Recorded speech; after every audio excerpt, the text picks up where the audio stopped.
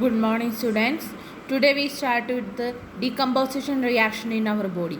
The digestion of food by our body is an example of decomposition reaction. The starch present in the food we eat decomposes into glucose and sugar. Proteins undergo decomposition form amino acids, and fat and oils decompose to form fatty acids, and finally oxidized by respiration into carbon dioxide and water. These all are decomposition process taking place in our body. Simply, starch in the presence of enzyme converted into glucose, oxidation takes place to form carbon dioxide, water and energy. All these are decomposition reaction takes place in our body. Next, there are some experiments which shows decomposition reaction. First one is, take lead nitrate crystal in a test tube and heat the crystal first to melt, and further heating it form nitrogen dioxide, a reddish brown gas, oxygen and a yellow solid, lead monoxide. Lead nitrate is converted into lead oxide, nitrogen dioxide and oxygen. There are two gases formed here. One is oxygen is a colorless gas, nitrogen dioxide is reddish brown gas and a yellow solid is formed lead monoxide. Second example for decomposition reaction is zinc carbonate. Zinc carbonate taken in a test tube fitted with a cork and a bent glass tube. On heating, carbon dioxide is given out, which turns lime water milky.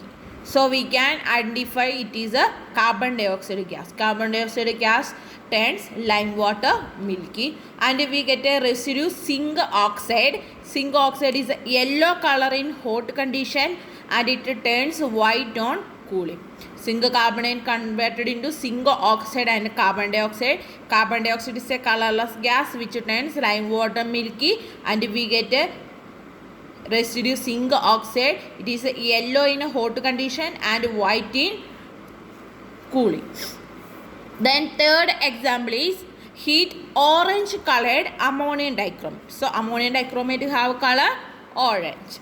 Taken in a test tube, heating, first it sells and then decomposes with the flashes of light, evolving nitrogen and water vapor, and we get a green solid chromium oxide. Ammonium dichromate converted into chromium oxide, it is have green color, water vapor and nitrogen gas. Only the change is first on heating it sells and it decomposes with the flashes of light. Then fourth example, take a hydrated copper sulfate in a test tube and heat the blue colored crystals. Copper sulfate have blue colored crystals. The blue colored crystals changes into white anhydrous salt because on heating it loses its water of crystallization and form anhydrous salt. Thus change can be represented by the equation copper sulfate CuSO4 5H2O. It is called hydrated salt because the salt having water of crystallization. It have blue color. On heating it changes to anhydrous salt having white color and water. Then the anhydrous sulfate again can change it to blue hydrated form by adding few drops of water. If we add few drops of water to anhydrous salt, it converted again to hydrated salt having blue color.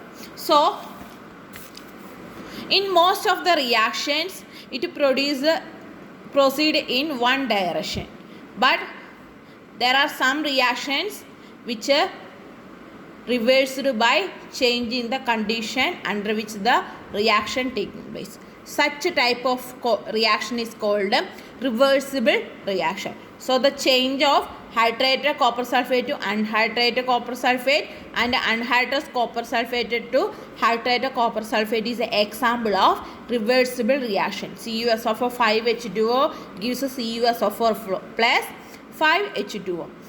This arrow is called a double-headed arrow. It represents the reaction takes place in both sides. That is this symbol represents it is a reversible reaction. Another example is If steam is passed over red hot iron, it is converted into magnetic oxide, means ferric oxide, and hydrogen is released. If hydrogen passes through heated oxide, it again changes to steam. So this reaction takes place in both sides and it is example of reversible reaction. Then next one is thermal dissociation. Simultaneous reversible decomposition reaction brought about only by heat is called a thermal dissociation.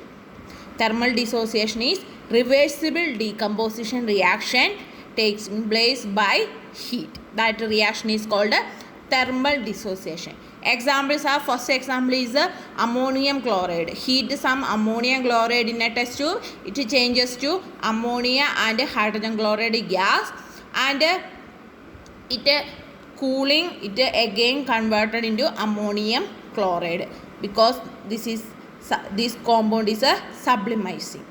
So it is an example of thermal dissociation. On heating, it converted into corresponding gases, and cooling, it again converted into corresponding reactant. So this type of reaction is called a thermal dissociation. Next example is nitrogen tetroxide. Nitrogen tetroxide changes to nitrogen dioxide, a reddish brown gas. On cooling, this nitrogen dioxide again changes to nitrogen tetroxide. So it is also an example of thermal dissociation. Next session we discuss in the next class. Thank you.